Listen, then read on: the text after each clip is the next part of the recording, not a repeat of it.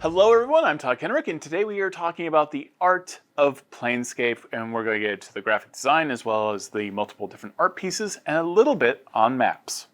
I was telling Emmy before we came in here, I think part of the interesting thing, I was one of the graphic designers involved in this. Graphic designer involved in this, and it was super cool to see the contrast, because like you said, if you're in Krynn or you're in the Forgotten Realms, there's a certain sort of expected high fantasy, but even then within Dungeons and Dragons, that's, there's a huge gamut even there. But Planescape is where you take the filters off, everything crosses over in terms of one aesthetic in a gate town crossing into another, and everything sort of merges together. And the example I was giving Emmy was our wonderful goth gate warden art. You look at her and she looks so dour and serious, but she has sunflies flying around her, and that is the Outlands. That is, Sigil. Everything sort of mixed together. She's essentially the goth teen that's room is full of like Sanrio plushies, and that's it's that juxtaposition.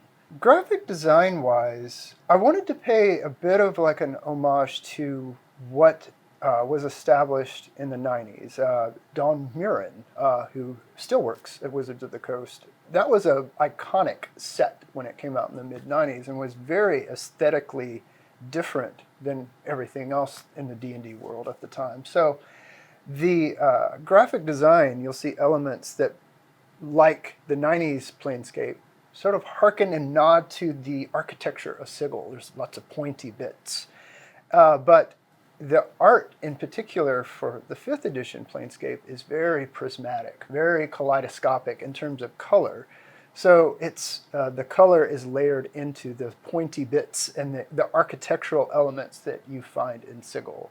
And even things like the splotches work sort of points back to some of the graphic elements that were in the 90s version, but it's the 5th edition iteration of that. So much more vibrant color-wise. That's the fun challenge about this, because this is such an iconic setting. Like, you mentioned, like, it has such a distinct look. It's got some very distinct characters, some like distinct races like the Barriar, that are very unique to this setting. And the architecture alone is just, like it has so much flavor for Planescape. So the challenge was making sure that it still felt like what it was, and bring it into this, like, the prismatic kind of really vibrant, colorful merging of the multiverses, like angels and demons hanging out together, like dragons going to the bank, all of those little things, and just capturing it, in the 5th edition way.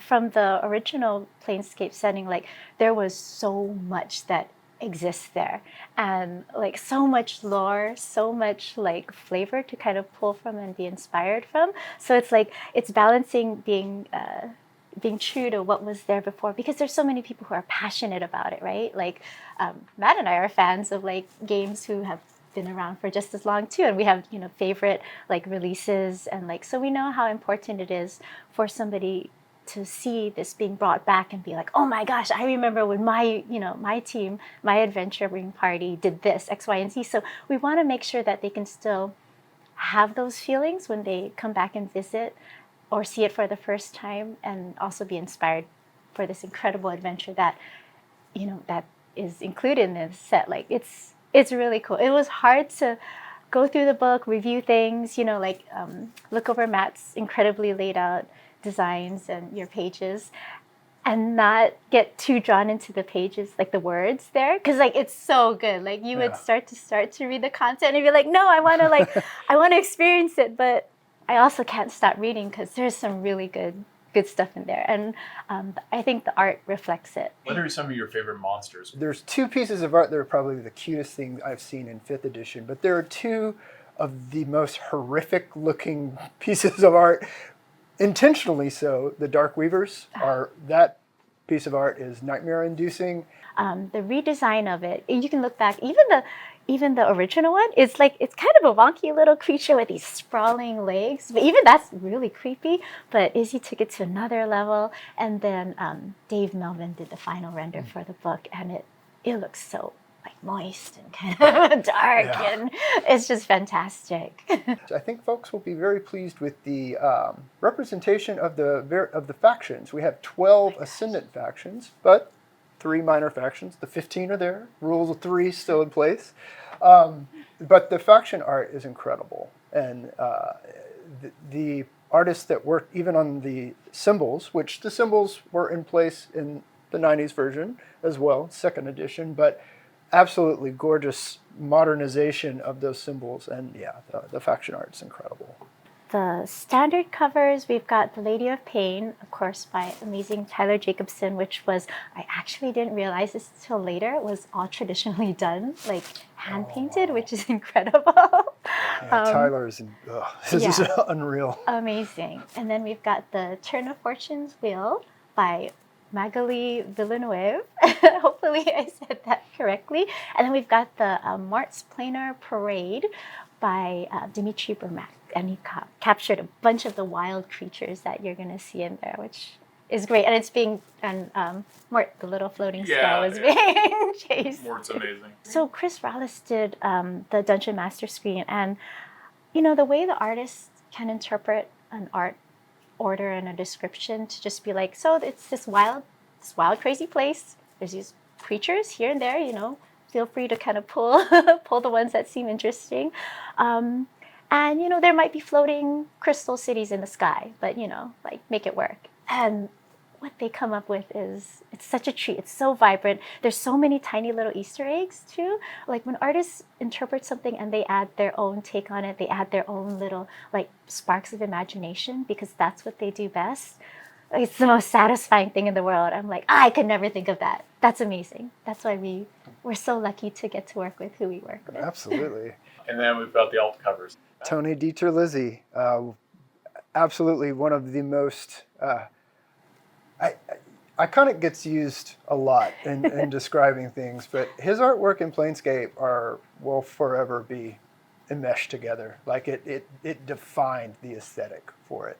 His versions of some of these characters, both in contrast and parallel with like Tyler Jacobson's Lady of Pain, absolutely incredible. And he even did one thing to note, that the graphic design and type design for the alts were Tony's work as well, because he was very hands-on in the original Planescape. And one of my personal favorite pieces of art in the whole thing. Tony actually did the alt DM screen and then transferred that to the 3 alt covers as well as his type work.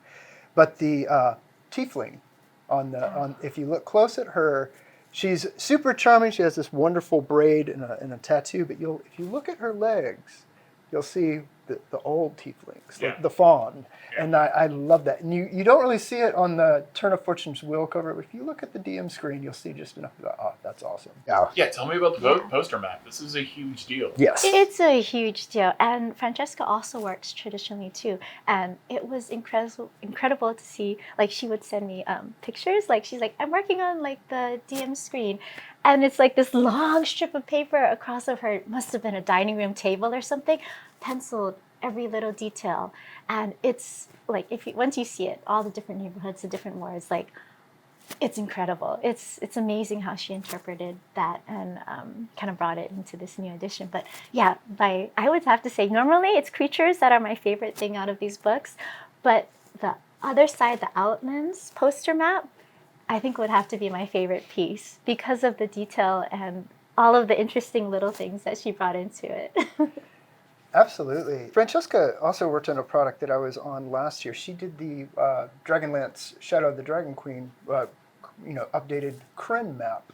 But her style of cartography, really, you're talking about like types of fantasy. It lends itself so perfectly to the Outlands and to Sigil. Like, it has a bit of almost like that sort of Henson, Brian Froud feel to it in a certain way, but absolutely imaginative in a way that's kind of hard to wrap your head around. Looking particularly at the map of Sigil is like trying to envision it as a continuing ring, and Like she perfectly translated that in her cartography. In Turn of Fortune's Wheel, in the adventure, there are how many? 3 different cartographers? There are like, 3 or 4. And Jared Blondo's maps, get ready, DMs. It is the most psychedelic set of maps I've ever flavorful. seen. Incredible. But yeah, and that it is. It's a bit of everything. Yeah. So. One more map. Also, Marco Bernardini, he did the map of the Walking Citadel. Oh, yeah, And, wow, you know, yeah. initially these maps are like, show the levels, bop, bop, bop, bop, bop. And he did this full page, really cool thing. He's like, what if I kind of show the isometric version of a walking castle alongside these, you know, different levels? And it's like that like extra that our artists go to makes it so much more, you know, like it's going to be very cool for the players to see.